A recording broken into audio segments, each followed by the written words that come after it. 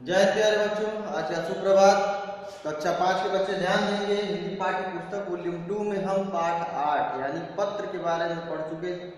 पत्र के अभ्यास प्रश्न थे उनको भी हल कर लिया। उसके पश्चात आपने शब्द ज्ञान पढ़ा। शब्द ज्ञान में अनेकार्थी शब्दों के बारे में हम पढ़ चुके हैं। अब अनेकार्थी शब्दों के पश्चात व्याकरण संभाग में आपके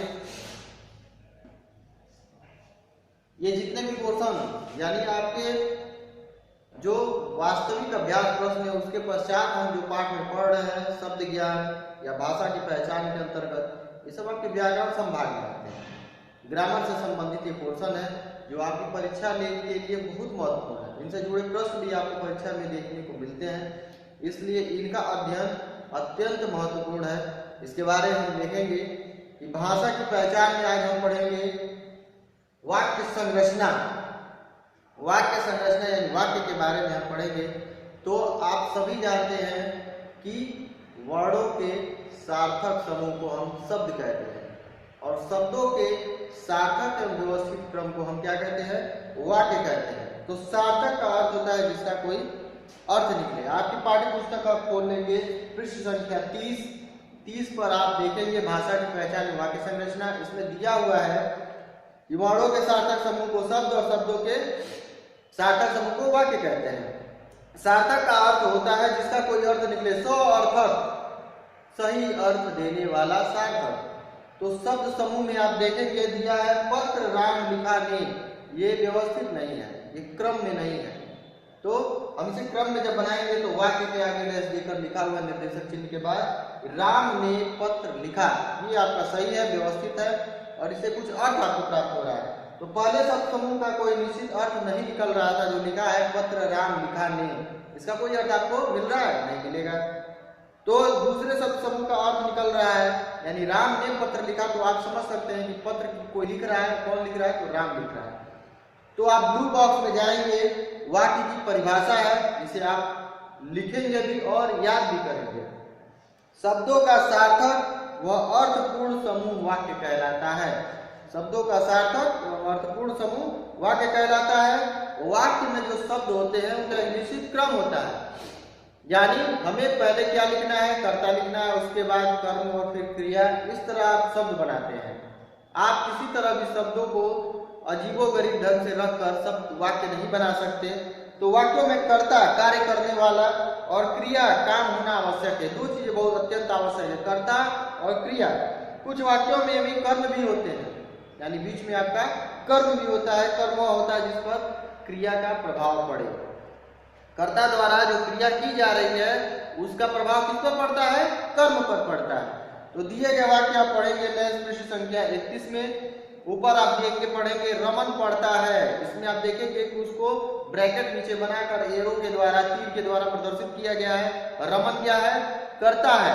पढ़ता है तो एरो द्वारा प्रदर्शित किया गया है, क्रिया है।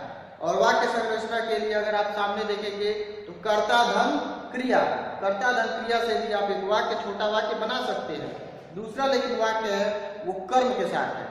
तो आप देखेंगे रमन पढ़ता है पहले में था, लेकिन दूसरे वाक्य में क्या है? रमन पुस्तक पढ़ता है। तो रमन के बारे में परिचित है, वो करता है, पढ़ता है, क्रिया है, लेकिन पुस्तक जो बीच में आपकी आ गई वही आपका कर्म है। तो रमन के पढ़ने की क्रिया किससे हो रही है? पुस्तक के द्वारा, यानी रमन के यानी कर्ता के द्वारा क्रिया के, कर्ता ने जो कर्म क्रिया कर रहा है कर्ता, उसका फल किस पर पड़ रहा है? पुस्तक पर अर्थात कर्म पर पड़ रहा है। तो राम कर्ता, रमन कर्ता, पढ़ता है क्रिया और पुस्तक उसका कर्म, यानी कर्ता रमन के द्वारा जो क्रिया की जा रही है पढ़ने की, उसका फल किस पे पड़ रहा है? किसे प्रभावित कर रहा है? कर्म के द्वारा। तो पुस्तक यहाँ पे आपका कर्म हो जाएगा। तो आप देखेंगे आगे शब्द वाक्य संरचना के लिए तो पहले कर्ता, उसके पश्चात कर्म, देन क्रिया। तो वाक्य संरचना में आप देखेंगे पहले आप लिखते हैं कर्ता धन क्रिया, ठीक है। तो यहां आप देखेंगे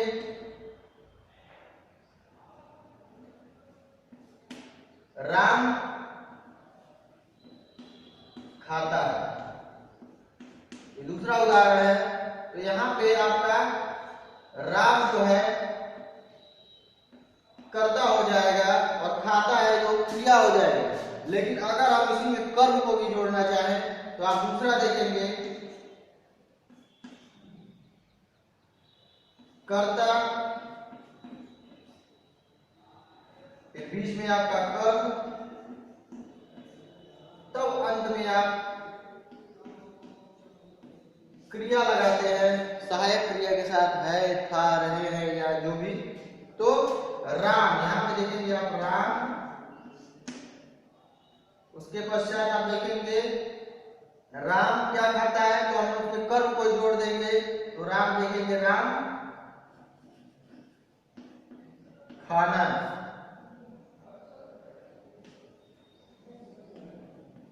खाता है, ठीक है।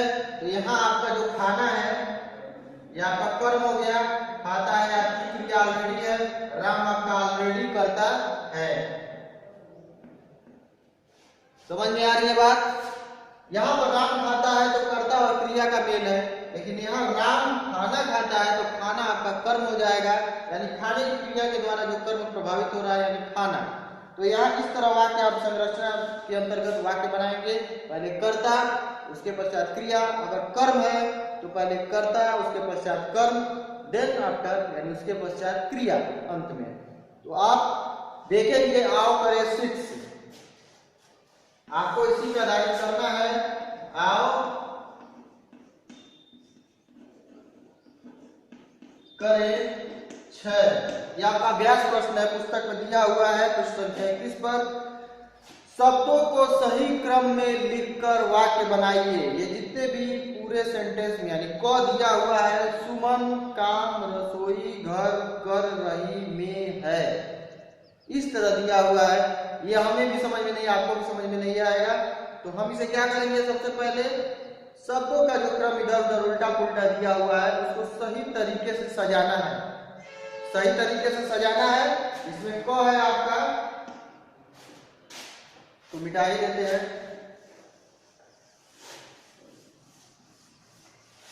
सिर्फ एक जो है इसमें अभ्यास प्रश्न में सिर्फ एक मैं बता रहा हूं, उसके आधार पर आपको सारे प्रश्नों को करने हैं आपकी उत्तर पुस्तिका में। तो क आपका दिया हुआ है, क के बारे में हम लिख लेंगे, सुमन काम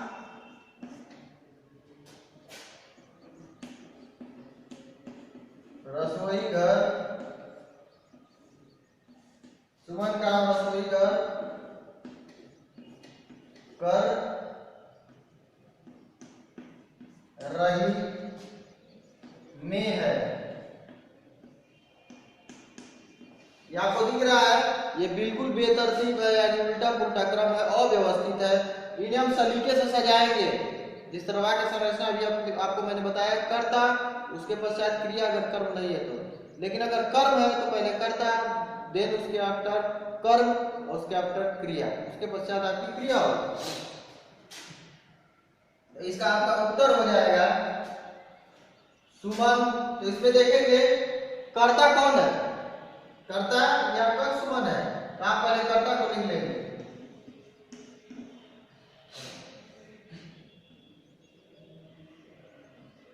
सुमन, सुमन क्या कर रही है, तो आप देखेंगे काम रसोई घर कर रही है, तो आप देखेंगे काम यहाँ पे इसकी क्रिया है, काम कर रही, काम कर रही है, ये बन जाएगा।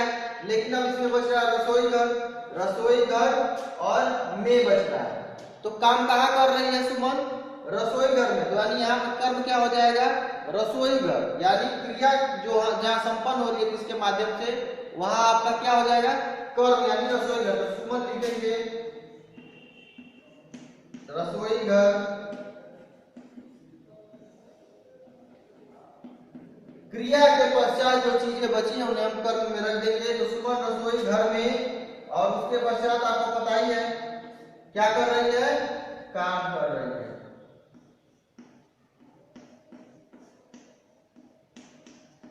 यह आपका सही उत्तर हो गया। तो सुमन रसोई घर में काम कर रही है। इसी के अनुरूप आप जो नीचे 6 तक दिए हुए हैं, यानी कुल 6 प्रश्न, इसमें एक मैंने आपको बता दिया, बाकी अन्य 5 प्रश्नों को आप इसी तरह हल करेंगे। इसके पश्चात आपका है आओ करे साथ। आओ करे साथ में आप देखेंगे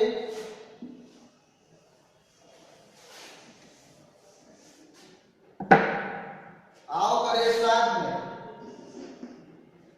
आपका है वाक्य में, यानी वाक्य दिया हुआ है, कर्ता और क्रिया को छाट कर लिखना है, यानी अलग करके लिखना है वाक्य से। ये आप देखेंगे पृष्ठ संख्या 32 पर एक तरफ वाक्य दिया हुआ है, दूसरे कॉलम बना है आपके सामने कर्ता और एक और कॉलम अन्य कॉलम बना है क्रिया का।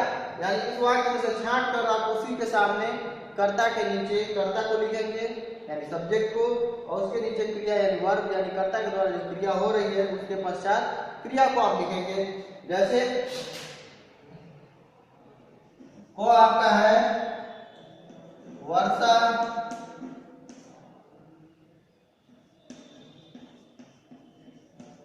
विज्ञान की पुस्तक पढ़ती है।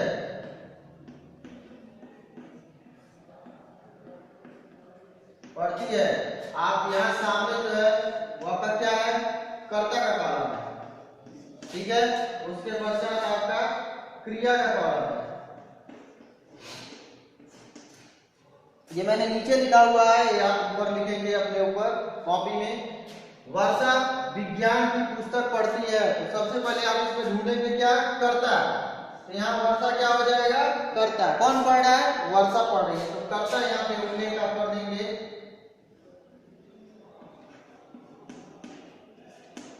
वर्षा। वर्षा यहाँ पे करता है, उसके द्वारा जो क्रिया और ये कौन सी क्रिया विज्ञान की पुस्तक, ये कर्म हो जाएगा। पढ़ती है क्रिया है आपको, तो क्रिया आप छाट के लिख देंगे।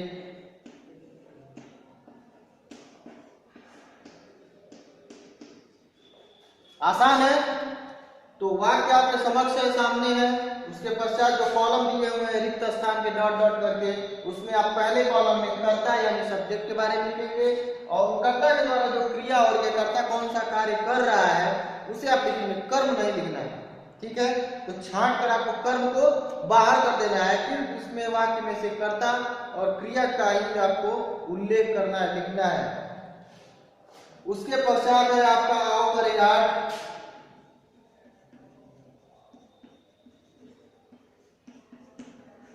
आओ करे आठ में आप देखेंगे उचित क्रिया भर कर वाक्य पूरे कीजिए। सूरज पूर्व दिशा में, सूरज पूर्व दिशा में, पूर्व दिशा किससे संबंधित है सूरज से, सूर्य से। तो सूरज पूर्व दिशा में, यहाँ एक मैं हल करके आपको बता देता हूं। सूरज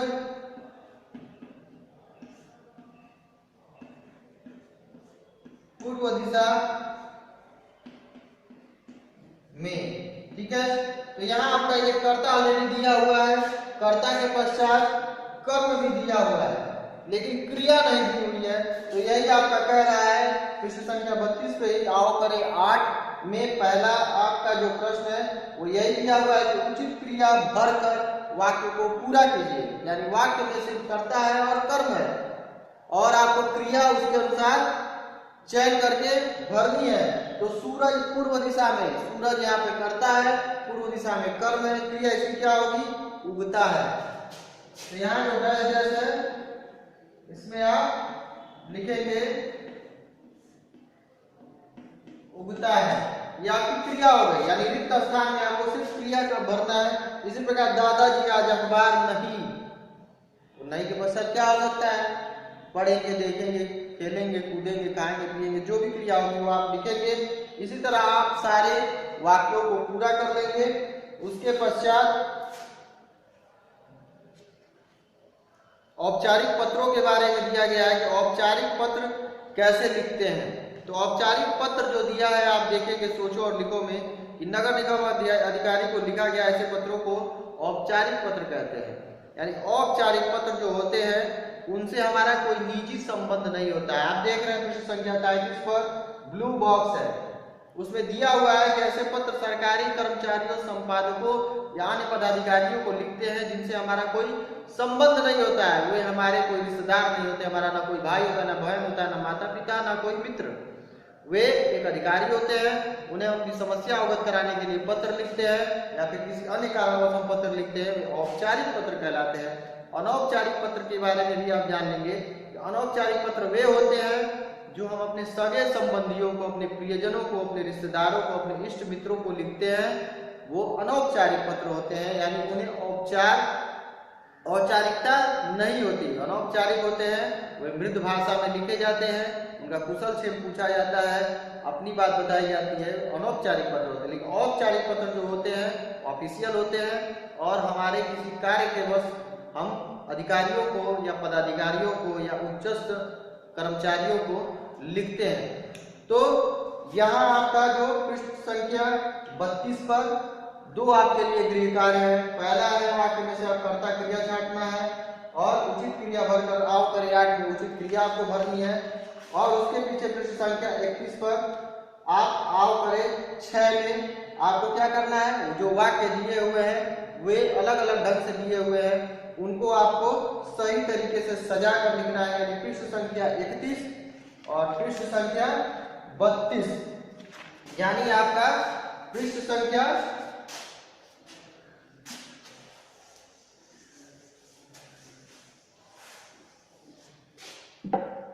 आपका गृह कार्य है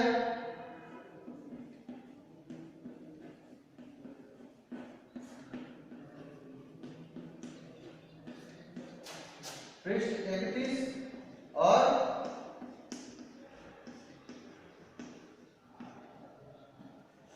32।